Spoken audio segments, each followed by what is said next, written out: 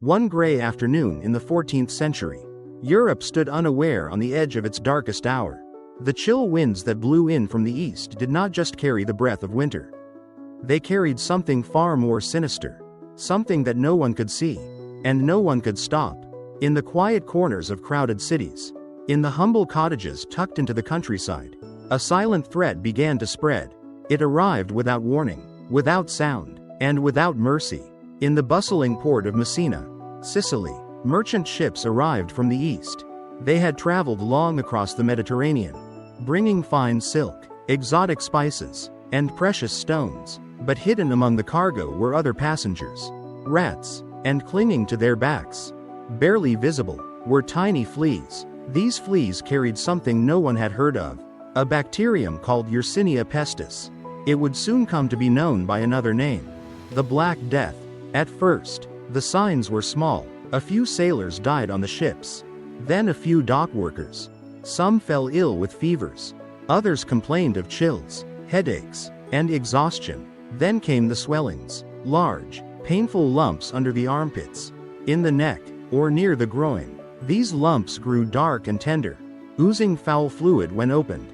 The sickness moved quickly, from town to town, street to street.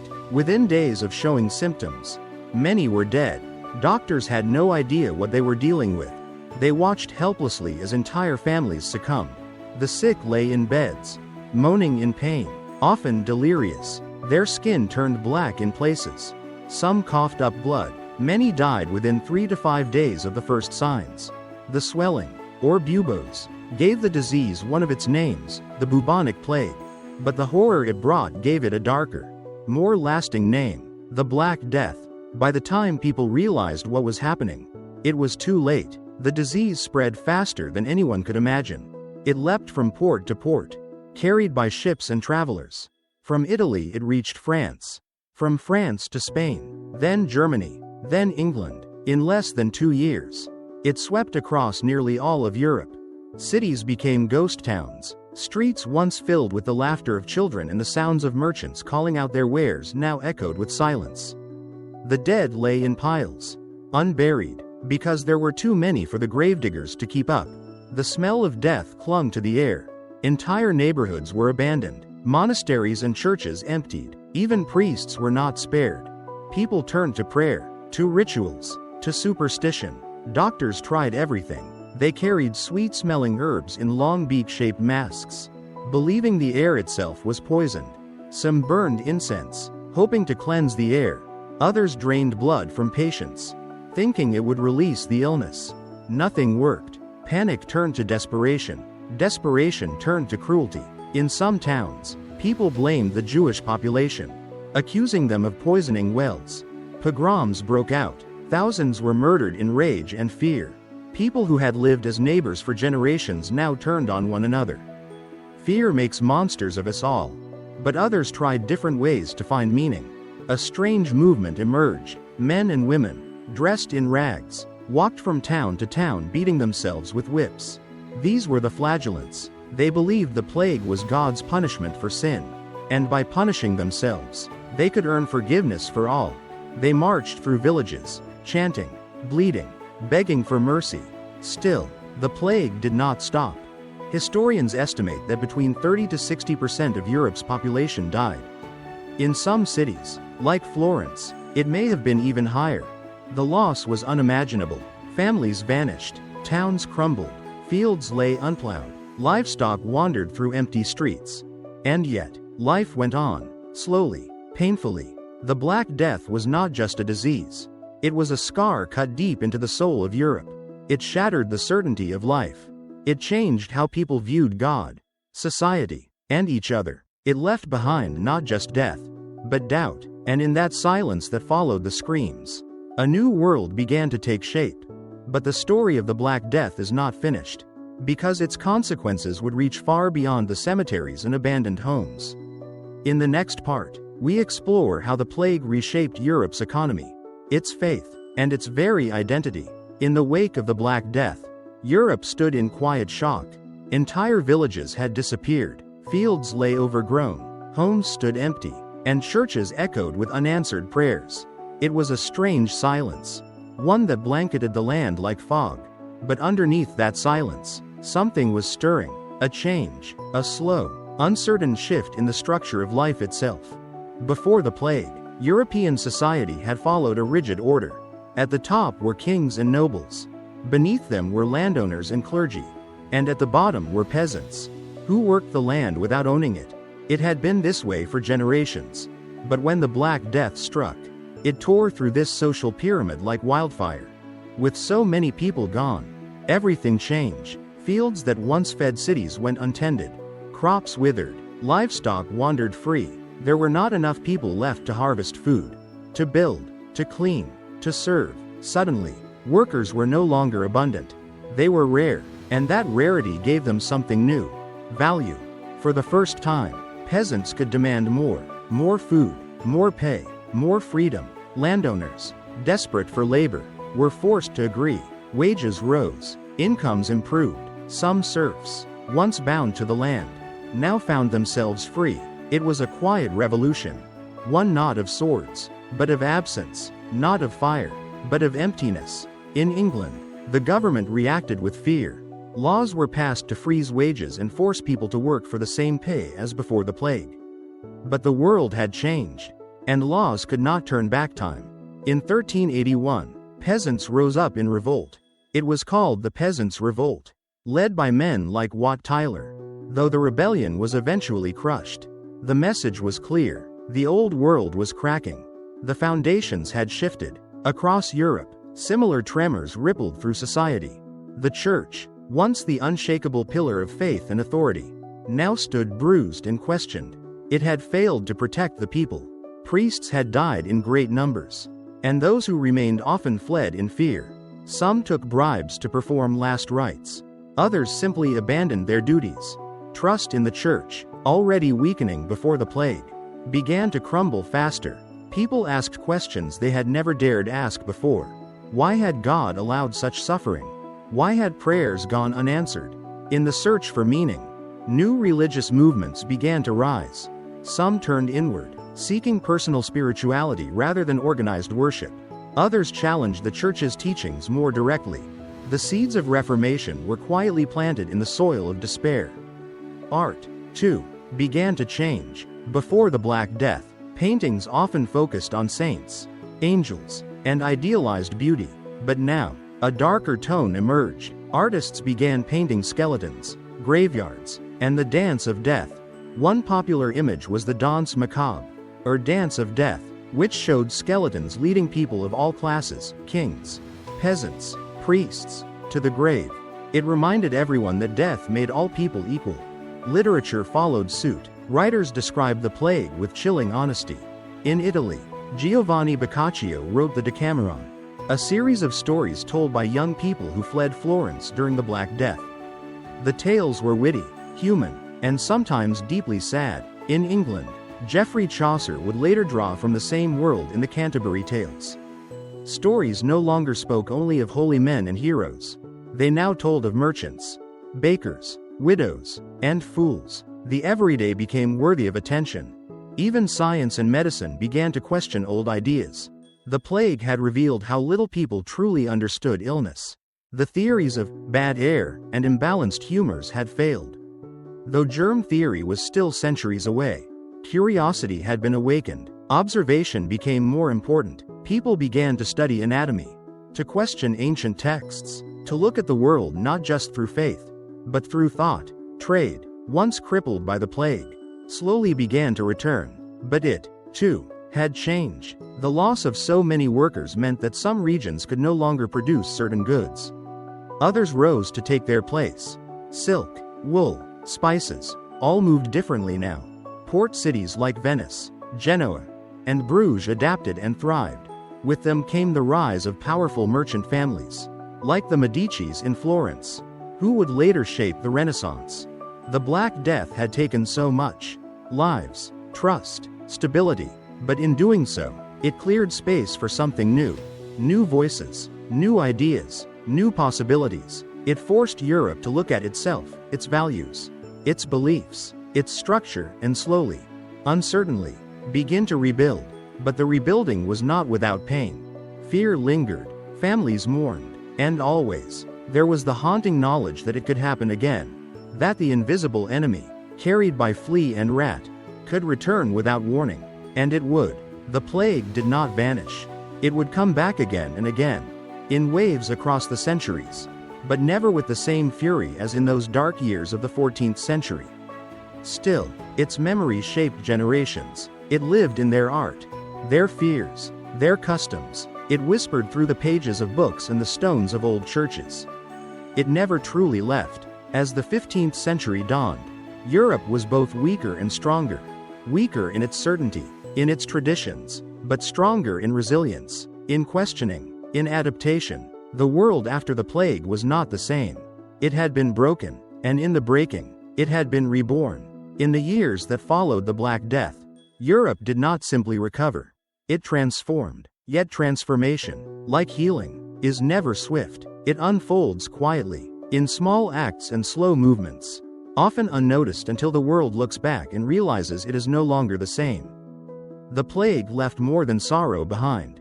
It left questions, and from those questions, new ideas slowly began to bloom. For centuries, the foundations of life had rested on authority, of the church, of kings, of old traditions. But now, cracks had formed in those pillars. The loss had been too great, too widespread, too deeply personal, and when people lose what they once trusted, they begin to look elsewhere. In cities, as the population slowly began to grow again, there was a sense of cautious hope. Markets reopened, bells rang in churches once more, festivals resumed, though often in quieter tones. But beneath the surface, a different energy stirred, one that asked, what if the world could be more than it was? What if the old ways were not the only ways? The printing press had not yet been invented, but word of mouth, letters, and copied manuscripts carried these new feelings from one corner of Europe to another. In Florence, the arts began to shift. Paintings no longer showed only saints and angels. They began to show people, ordinary, breathing, flawed people. Painters studied anatomy, shadow, perspective. Sculptors returned to the human form, not to worship it, but to understand it. Something new was beginning, something that would later be called the Renaissance. But the Renaissance did not spring from nowhere. It was watered by sorrow, fed by uncertainty, and shaped by the silence the Black Death had left behind. In the countryside, life was slower, but even there, changes arrived. Land that once belonged to noble families, now left without heirs, was sometimes given to those who had worked it for years. A humble plowman might find himself the owner of the very fields he had once tilled as a servant. Villages reorganized, laws shifted, and the simple rhythm of farm life began to beat with a different tone. Not all change was welcome. In some places, fear of the plague led to deeper suspicion. Towns built walls, cities enforced quarantines. The very word, quarantine, came from the Italian, 40 giorni, 40 days. The period ships were required to wait offshore before docking, to ensure no sickness came ashore. These rules saved lives, but they also created a new kind of distance, a sense that danger could arrive at any moment, even in silence. For those who survived the Black Death as children and grew into adulthood in its shadow, the world felt fragile, time seemed unpredictable, life, so easily lost, took on a new meaning. Some turned to faith more deeply, building chapels and leaving fortunes to monasteries in hope of redemption. Others turned to pleasure, living in the moment, embracing music, laughter, food, and beauty with a hunger that only grief can explain. There was no single reaction to the plague, no single path that Europe followed. Instead, it was like a river broken into many streams, each flowing in its own direction, yet all shaped by the same storm. And in this broken landscape, new ideas began to flourish. One of the most surprising was education. With so many clergy dead, universities had lost professors, scribes, scholars. To replace them, schools opened their doors to new students, sometimes from humbler backgrounds. Learning was no longer only for the sons of noblemen. A boy born to a merchant or even a farmer might find himself holding a book, reading Latin, questioning Aristotle, and with that education came a new kind of awareness. People began to write not just about God or kings, but about the world around them. They observed stars, sketched maps, studied plants. They began to wonder what lay beyond the oceans, what secrets the earth still held. The seeds of exploration were sown not in glory, but in grief. The plague had taken voices, but in time, it also gave birth to others. In towns like Milan, Venice, and Paris, public health began to be seen as a shared responsibility. Local leaders created boards of health. They tracked illness, enforced isolation, and sometimes even burned contaminated clothing or homes. It was imperfect, and often harsh, but it marked a new chapter, one where cities began to see their people not just as subjects, but as lives to be protected. This, too, changed the idea of government. If leaders were expected to protect the people's bodies as well as their souls, then those same people might one day ask more. Not just protection, but fairness, voice, representation. The road to democracy would be long and uneven, but in some quiet way, it began here, in the shadow of the plague. Even language was touched by the disease. In poetry, the plague became a symbol for all things sudden, cruel, and beyond human control. In music, compositions shifted from light dances to more somber tones. In letters and diaries, people wrote of dreams where cities stood empty, or where black-cloaked figures moved silently through fog. The memory of those years seeped into the collective heart of Europe. But perhaps the deepest change was the one least seen. The way people looked at death. Before the Black Death, death was distant. It belonged to old age, to war, to punishment. But now, it had knocked on every door. It had come for children, lovers, priests, kings. It had crossed all borders. It had erased all lines. And in doing so, it had taught something painful. That nothing, not power, not wealth, not even faith, could guarantee tomorrow. And yet, even with that knowledge, people chose to keep living, to plant gardens, to teach children, to write poems, to sing, to hope, to begin again. That is perhaps the quietest miracle of all. Though the first great wave of the Black Death had passed, the story of the plague was far from over. It did not vanish into the history books or retreat quietly into memory. Instead, like a shadow that lingers behind the light, it returned, again and again, sometimes after years, sometimes after decades, and each time, it reminded people that the world was still fragile, that what had once happened could happen again. In the generations that followed the initial outbreak of the 1340s, new waves of the plague struck different parts of Europe. Some were smaller, others more terrifying. In London, the disease returned every 10 or 20 years. Never quite as deadly as before, but always feared. People lived with a quiet understanding that any season, any year, could bring its arrival. The fear became part of life, like the changing weather or the tolling of church bells. One of the most infamous returns happened in 1665, the Great Plague of London. It had been over 300 years since the original Black Death. But the disease had not disappeared. In the crowded, twisting streets of 17th century London, the plague found new victims easily. The city had grown larger, denser, trade flourished, but so did the rats.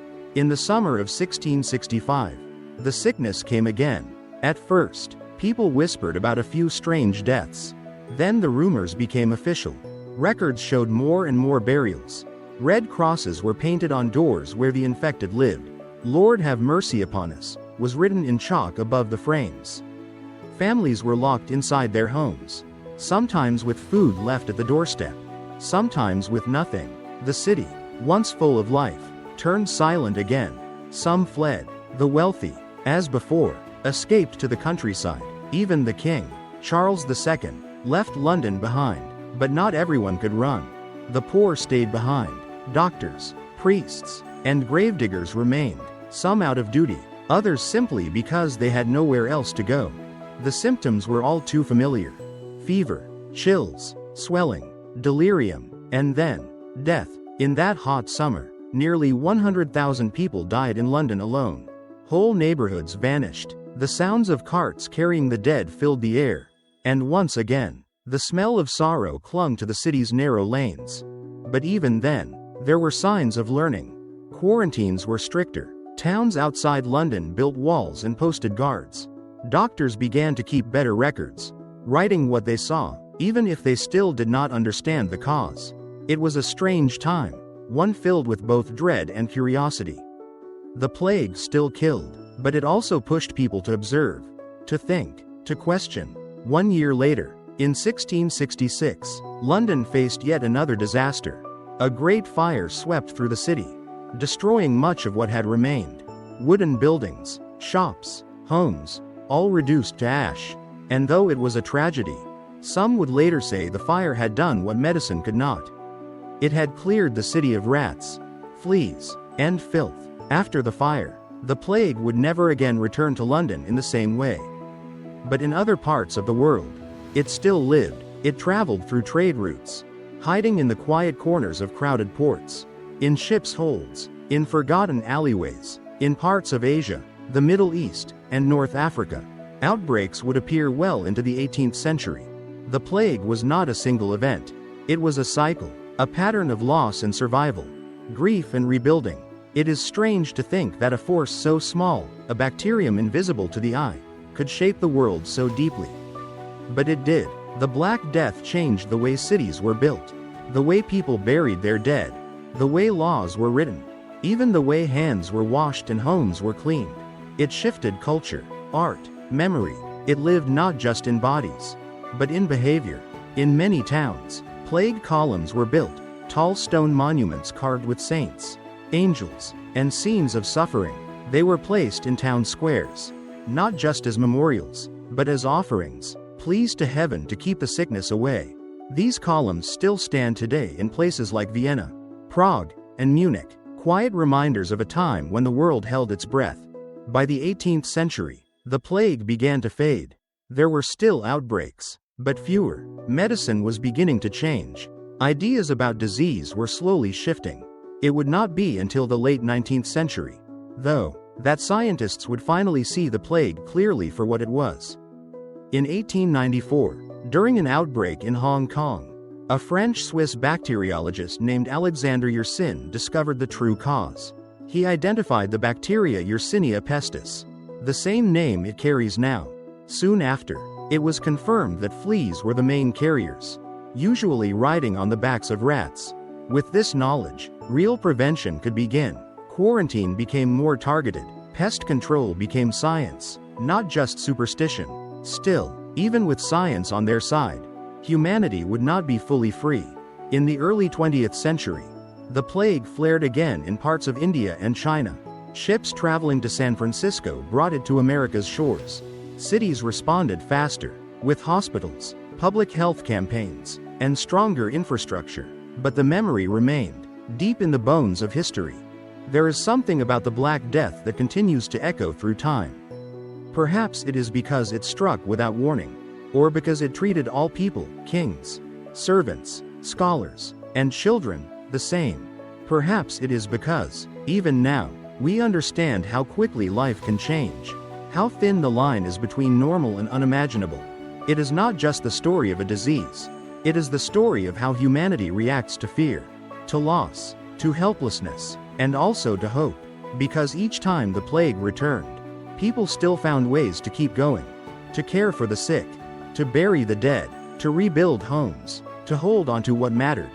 That quiet courage, repeated across centuries, may be the truest legacy of the Black Death. Centuries have passed since the first great wave of the Black Death swept across Europe. The streets that once echoed with the silence of loss now bustle with modern life. The ships that once carried sickness across seas now carry tourists, traders, and travelers. Cities that once burned in panic now shine with glass towers, buzzing with light and motion. And yet, somewhere beneath all of it, the memory still lingers, not in fear, but in the quiet ways people have changed. The way hands are washed more carefully, the way space is given when someone coughs, the way communities pull together when danger comes. These are small things, almost invisible, but they are echoes, faint, familiar echoes of a time when the world stood still and listened to the sound of grief. The Black Death was not just a tragedy. It was a teacher, a cruel, uninvited one, but a teacher nonetheless. It reminded humanity of its limits, that even the most powerful are still mortal, that nature does not always bend to our will, that a single breath, a single touch, can carry more weight than we understand. And in doing so, it carved into the human story a lesson that would never be forgotten.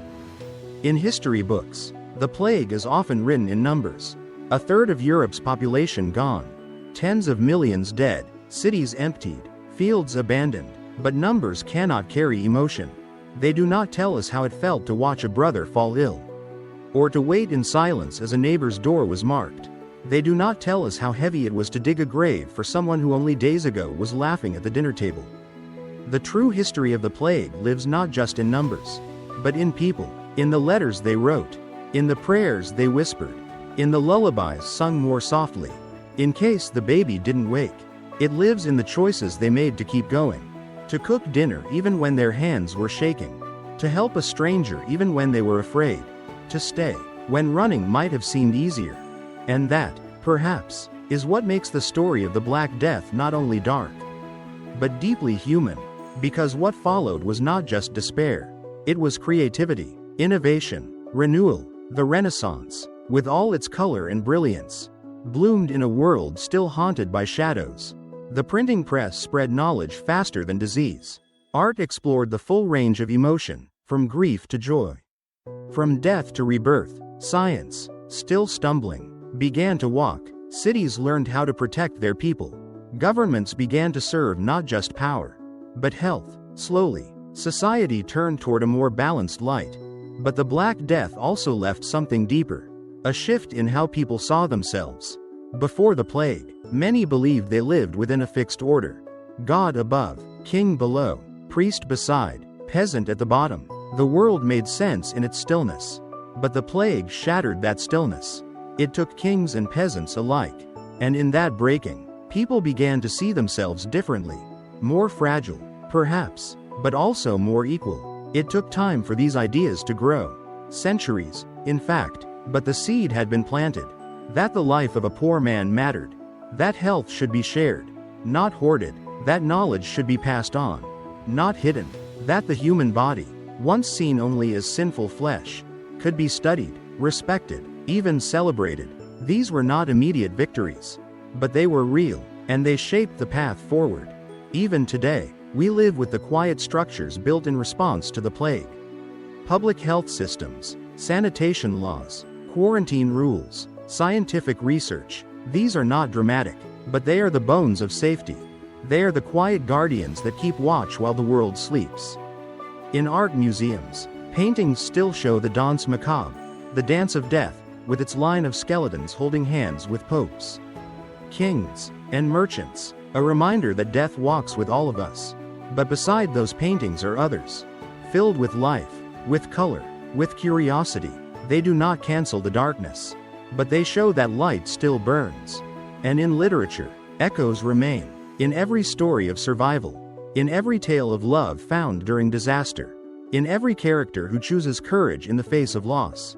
These are the children of the plague years, not born in blood, but in resilience. Perhaps the greatest legacy of the Black Death is not the fear it left, but the tenderness it awakened. The realization that life is brief, that time is precious, that the hand you hold today may not be there tomorrow. And so, hold it longer, speak more gently, love more fully. This wisdom, once carved in ash and sorrow, still speaks, softly, through time. We no longer wear masks shaped like beaks.